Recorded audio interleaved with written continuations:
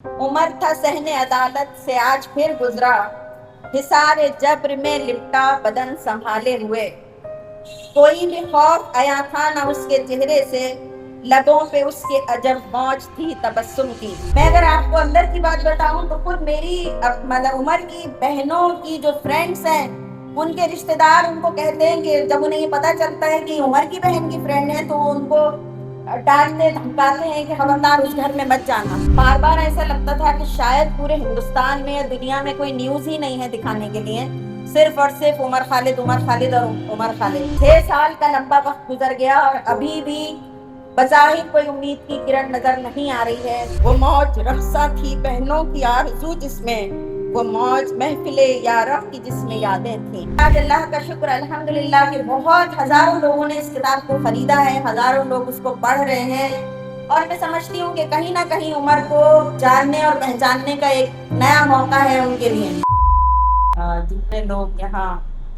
उमर के लिए आज जमा हुए हैं, और इस किताब के पब्लिशर का भी बहुत शुक्रिया अदा करना चाहूँगी कि उन्होंने इस काम को किया। जैसा कि उमर ने भी कहा कि जब वो इस थीसिस को लिख रहे थे तो उनके जहन में ये था कि उनकी सुपरवाइज़र मैम और उनके इन्विजिलेटर और एग्जामिनर उसको पढ़ेंगे, लेकिन उन्होंने उस वक्त ये सोचा भी नहीं होगा कि हज़ारों लोग उनकी इस थीसिस को पढ़ेंगे। और ये किताब हमें मिली बेइंतहा खुशी का वक्त था, लेकिन साथ ही एक बहुत गम भी है साथ में कि उमर हमारे बीच में मौजूद नहीं है। जिन्होंने ये किताब लिखी वो आज सलाखों के पीछे है। हमें ये किताब जब मिली और हमने इसको पढ़ना शुरू किया और देखा, तो सबसे पहले मेरे जहन में जो चीज़ आई वो हालात थे 2016 के, जबकि उमर के खिलाफ पूरा एक वावेला मचा था। हम सबको याद होगा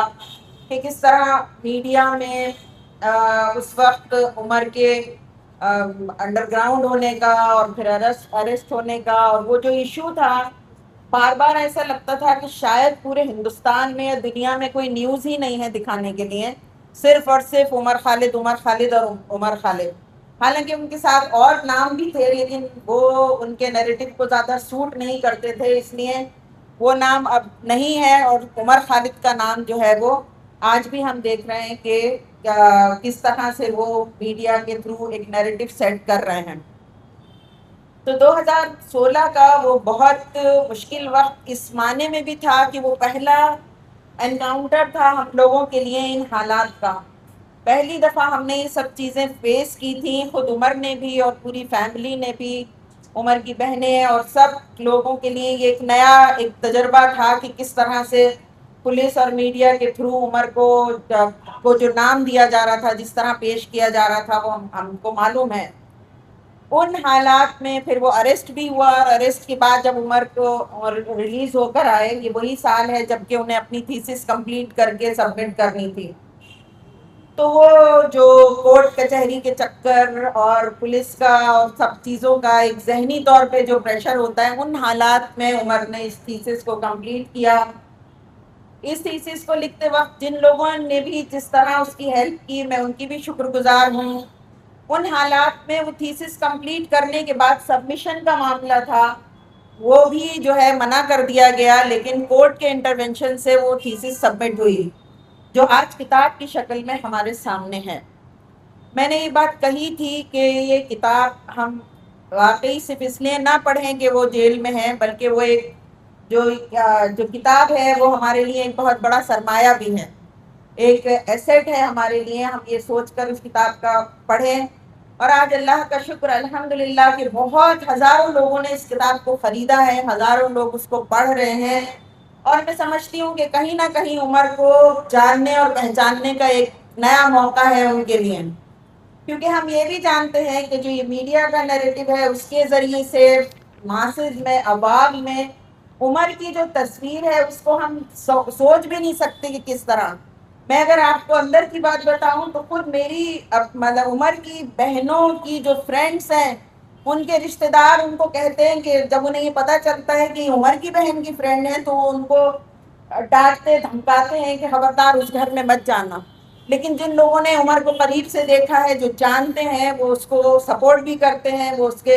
کو بہت ڈیفینڈ کرتے ہیں، وہ سب یہ معلوم ہے۔ لیکن ظاہر ہے کہ ہر کوئی اتنا قریب سے نہ فیملی کو نہ عمر کو جان سکتا ہے، لیکن یہ موقع ہے اس کتاب کے ذریعے سے کہ ہم اس کو جانیں، اس کے خیالات کو جانیں، وہ کس لیے کھڑا ہوا، وہ کس کی بات کر رہا تھا۔ وہ ہم دیکھیں گے کہ آدیواسیوں کی بات وہ کرتا ہے، وہ سوسائٹی میں دبے کچلے لوگوں کی بات، مائنورٹیز کی بات، جن کو سپریس کیا جا رہا ہے، ان کے لیے اس نے آواز اٹھائی، اور یہی اس کا سب سے بڑا جرم بن گیا، اور اسی وجہ سے وہ آج سلاخوں کے پیچھے ہے۔ مجھے یاد ہے کہ جب عمر کا اریسٹ ہوا تھا تو کسی نے ہمارے سامنے یہ بات کہی تھی کہ شاید یہ 2 سال کے لیے اندر چلے جائیں، اور اس وقت ایسا دھکا سا لگا تھا کہ 2 سال، مطلب یہ فیل ہو رہا تھا کہ 2 سال تو بہت بڑی مدت ہے، لیکن آج ہم دیکھ رہے ہیں کہ 6 سال کا لمبا وقت گزر گیا اور ابھی بھی بظاہر کوئی امید کی کرن نظر نہیں آ رہی ہے۔ ہمیں بھروسہ ہے عدالتوں پر، لیکن عدالتوں کے رویے بھی ہمارے سامنے ہیں کہ کیا کس طرح سے پیش کیا جا رہا ہے۔ یہ نظم میں جو کہ انتظار نعیم صاحب کی لکھی ہوئی ہے، لیکن وہ انہوں نے عمر کے لیے لکھی ہے، تو میں وہ پڑھ کر اپنی بات کو ختم کروں گی۔ عمر تھا صحن عدالت سے آج پھر گزرا، حصار جبر میں لپٹا بدن سنبھالے ہوئے، کوئی بھی خوف آیا تھا نہ اس کے چہرے سے، لبوں پہ اس کے عجب موج تھی تبسم کی، وہ موج غرق تھی زندہ کی خاموشی جس میں، وہ موج جس میں چھپی تھی فضا کی صفا کی،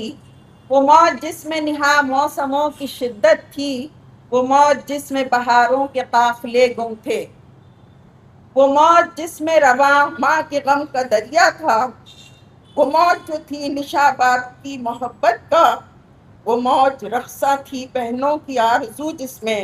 وہ موج محفل یاراں کی جس میں یادیں تھیں، وہ موج پوچھ رہی تھی کہ جرم کیا ہے میرا، وہ موج پوچھ رہی تھی کہ جرم کیا ہے میرا، ہزار ظلم و ستم نے مجھے ہے کیوں گھیرا، لگی ہے کیوں یہ زباں کھولنے پہ پابندی، لگی ہے کیوں یہ زباں کھولنے پہ پابندی، ہے دور کیوں بھلا تقدیر رنگ و بو مجھ سے، عمر جو صحن عدالت سے آج گزرا تو صدا یہ گونج رہی تھی کہاں ہے آزادی، صدا یہ گونج رہی تھی کہاں ہے آزادی۔ Thank you so much.